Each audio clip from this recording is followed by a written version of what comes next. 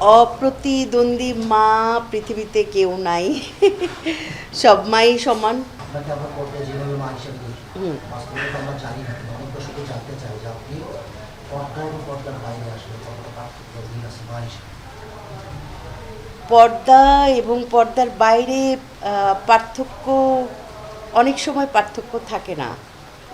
অনেক সময় এই জন্য আমার নাটক করতে খুব, ক্যারেক্টারগুলো করতে খুব কষ্ট হয়, যে আমার ভেতরটা খান খান হয়ে যায়।